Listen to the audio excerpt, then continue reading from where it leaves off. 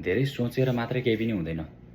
जति सकिन्छ चाँडो एक्सन लिने होइन, काम गरिहाल्ने। सोचेर मात्रै के हुन्छ भन्दाखेरि त्यो सोच्ने मात्र बानीमै पर्छ कि, सोच्ने ह्याबिट हुन्छ अनि त्यो सोच्ने डेभलपमेन्ट हुन्छ।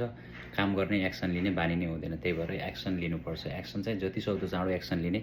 योजना गर्न सकियो, के गर्ने कसरी गर्ने भनेर योजना गर्न सकियो, तर एकपटक योजना गरिसकेपछि फेरि काम गर्न स्टार्ट गरिहाल्नुपर्छ है। नै भने सोचेर चाहिँ त्यो सोच्ने ह्याबिट मात्रै डेभलप मात्रै भइरहेको हुन्छ, अरू केही पनि भइरहेको हुँदैन। त्यो भएर चाहिँ टेक एक्सन है, म चाहिँ जहिले पनि भन्ने गर्दैछु टेक एक्सन होइन। अब सोचेर धेरै पछिको सोचेर होइन, एनी टाइम सोचिराख्ने अथवा पास्टको सोचेर फ्युचरको सोचेर नथिङ विल गन ह्यापन है। Take the right action at the right time, anyhow you got do that है। एक्सन चाहिँ लिनु होइन, के गर्न सकिन्छ जस्तो अब एक्सर्साइज गर्ने कुरा हुन्छ, जे पनि गर्न, के चाहिँ गर्ने जस्तो चाहना, आफ्नो चाहना अनुरूप के चाहिँ गर्न सकिन्छ, के गर्न चाहेको हो भन्ने कुरा चाहिँ प्रष्ट हुनु पऱ्यो सुरुमा। त्यो भइसकेपछि त्यो अनुसार काम गर्दै गइसकेपछि त्यसमा एक्सन लिइहाल्ने। जस्तो अब वेट लसको कुरा हुनसक्छ, बिहान उठेर हिँड्ने कुरा हुनसक्छ, एक्सर्साइज गर्ने कुरा हुन्छ, हेल्दी फुडहरू खाने कुरा हुनसक्छ, पढ्ने कुरा हुनसक्छ, जे पनि हुनसक्छ होइन। यो डेभलपमेन्ट गर्नको लागि चाहे त्यो जेसुकै होस् होइन, विकास, सकारात्मक विकास गर्नको लागि जति पनि कुराहरू आवश्यक छ त्यो जे पनि गर्न सकिन्छ है। त्यो भएर चाहिँ सोचेर मात्र हुँदैन, एक्सन लिनुहोस्। अरूको विकल्प नै छैन है। सोचेर सोचमग्न मात्रै हुने हो होइन।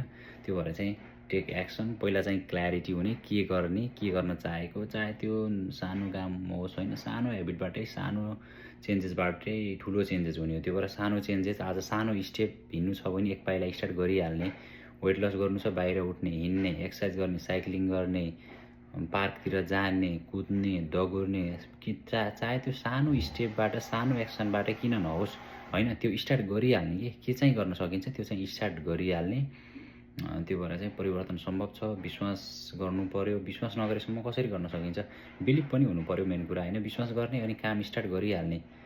So that each and everything is possible है। Each and everything is possible. सबै कुरा सम्भव छ है, सबै कुरा सम्भव छ। टाइम लाग्छ, टाइम दिनु पऱ्यो। पहिलो कुरो चाहिँ आफूले आफूलाई विश्वास गर्न पऱ्यो। त्यसपछि what you need, you got find that है। त्यसपछि चाहिँ take action. It's gonna work है। It's all about physics, it's all about science, it's all about the miracle, it's all about the like positive aura, it's all about the your belief system है। Belief system चाहिँ यो रियालिटीमा प्रमाणित हुन्छ नै। So that's like just keep going है, just keep going.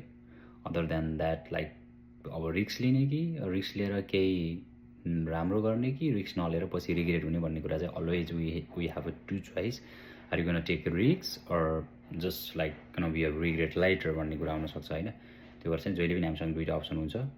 अब त्यो परिवर्तन गर्नको लागि कि सुधार गर्ने कि अहिले नगरेर पछि पश्चाताप गर्ने भन्ने कुरा हुन्छ। त्यो भएर चाहिँ it's always better to take रिक्स लिँदैमा केही पनि हुँदैन। रिक्स लिँदैमा के हुन्छ, मान्छे मर्छ मर्दैन। नर्मल रिक्सहरू अभियसली डेभलपमेन्ट गर्ने कुराहरूमा रिक्स लिएर मान्छे मर्दैन होइन। केही कुरा सिक्न सक्छ, फेल हुनसक्छ, त्यहाँबाट धेरै कुराहरू सिक्न सक्छ। पछि चाहिँ यसरी गर्नु पर्दो रहेछ भन्ने कुराहरू उसले सिक्न सक्छ होइन।